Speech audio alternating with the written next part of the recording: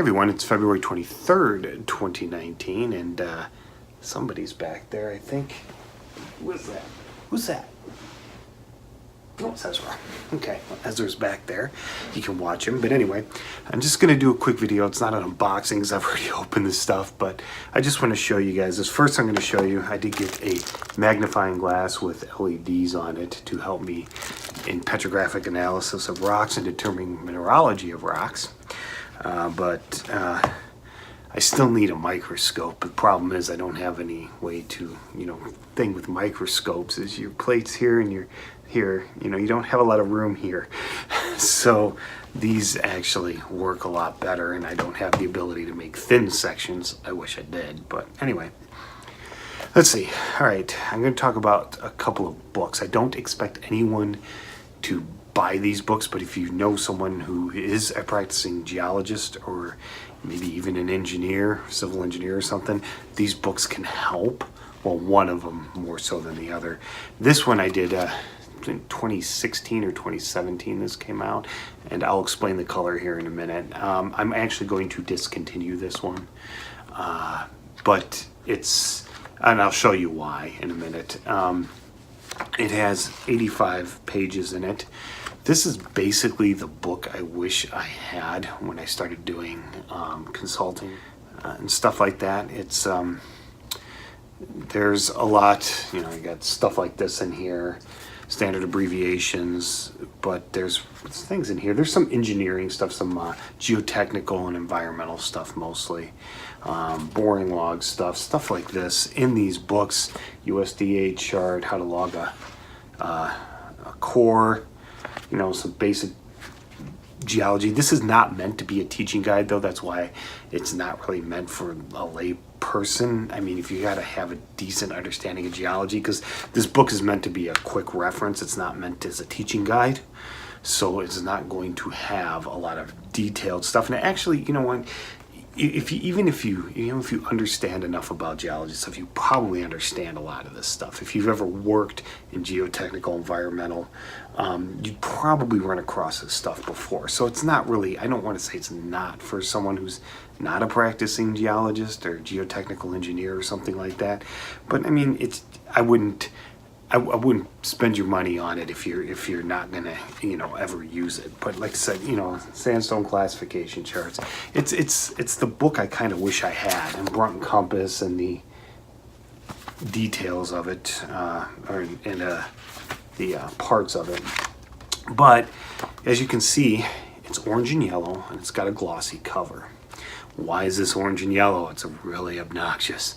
It's orange and yellow, so if you take it out in the field and lose it, you can see it a lot easier, okay? So that's why it's these colors. Now, this is the old one, okay? I redid this one recently, and it's out now, and I bought an author's copy. It's this one, okay, as opposed to this one. Like I said, both are still available, but this one's actually cheaper. Actually, I may just drop this one down and keep it up there. I did go through it. There's not really any... everything in it seems like typo-wise, it seems okay and all that. I just thought I might discontinue it just because this, in my opinion, is a lot better. If you see here on the back, and it's matte, it's not gloss covered. There's a reason for that too. You see, this is to scale, and here's inches here, centimeters up here. Why is this like this? It's so you can throw it up on an outcrop. If you want to take a picture of a rock and get a picture of it with a scale bar right here. And why is it matte instead of gloss?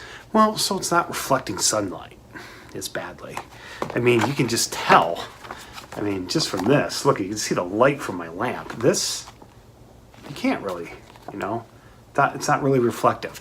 And so that, I wanted to do that when I did this, but back when this was done, you couldn't do the covers to scale per se. It was really weird to even get it the way you wanted to. So that it's finally done the way I really wanted it to be done. There's also scale on the inside now. All right. And this book has, oh, there's Blackie. This book has 115 pages. So it has 30 more pages.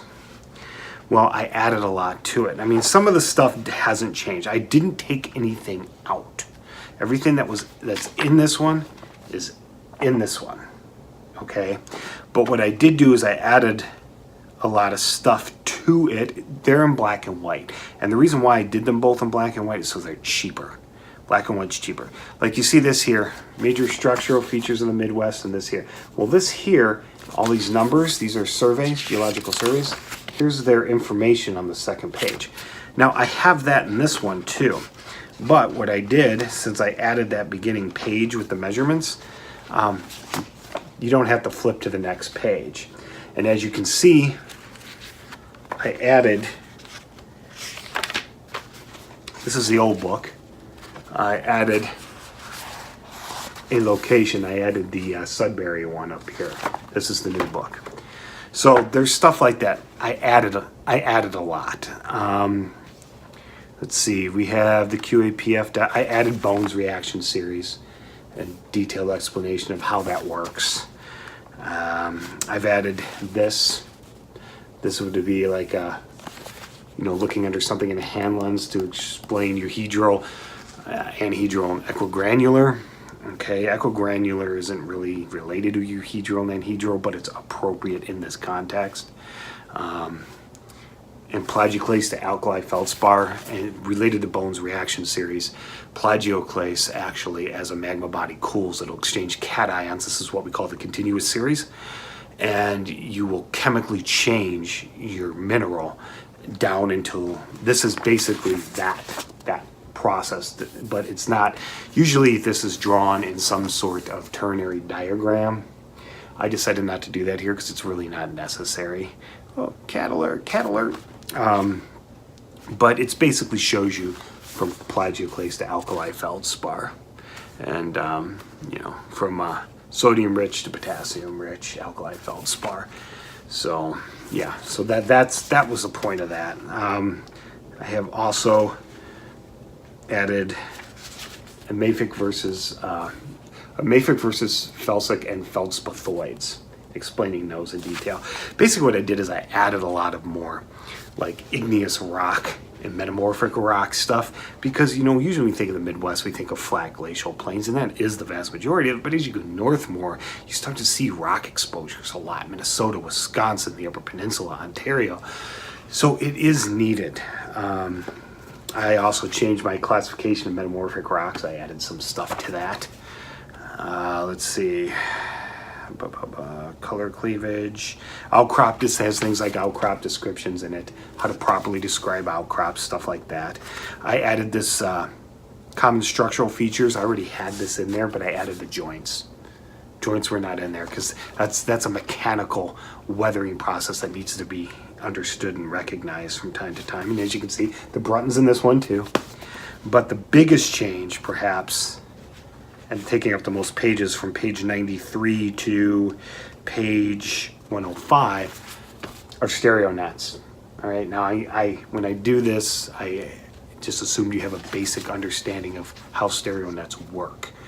But I do go through with that basic knowledge. You can plot. I plot a plane and a lineation for you in here. Why do I plot that and not things like poles? Because in the field, mostly you're only going to be doing apparent dip problems, and I don't do 3-point problems or trigonometry in the field. I don't do it. I would rather carry a stereo net with me, and that was the point of that.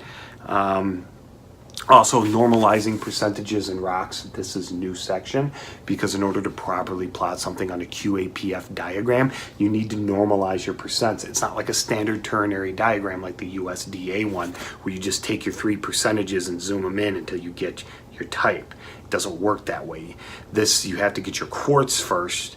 Your percentage of quartz, you have to normalize that. Then your relationship to alkali feldspar to plagioclase, you need to normalize that so you can swing that percent and where it crosses with your quartz. So it's 2 lines, not 3. I hope that's clear. Well, what this did is this prompted my desire to make lab books. and this video's getting too long as it is, so I'm not going to show you. There's one in progress. I'm doing one for an igneous, then I will probably do sedimentary next, and then metamorphic. Metamorphic is going to be the shortest. I don't know, I may do that one next, I don't know. But they'll be 6x9. These are not 6x9, these are 5.5 by 8.5. It's basically like a 8.5 by 11 piece of paper folded in half. That's how big these are. But the lab ones will be 6x9, and the igneous one will have a red cover.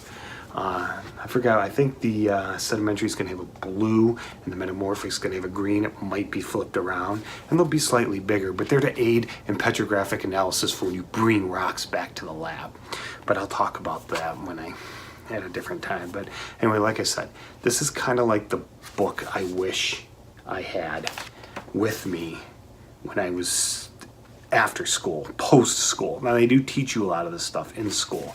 I'm not going to say they don't, because I wouldn't be truthful, but the point is, you might forget a lot of it, and if you haven't studied it in a while, you need to go back, and it's a lot easier to relearn something or to refresh your memory than it is to initially learn it. So if you actually learn the stuff to begin with, I think this would be really helpful to you, or someone you know who uses it. And I forget what it is. I think it's $7, just shy of $8, I think this is. But anyway, that's it. If you have any questions, please leave them below. Any comments, go ahead, and have a good day.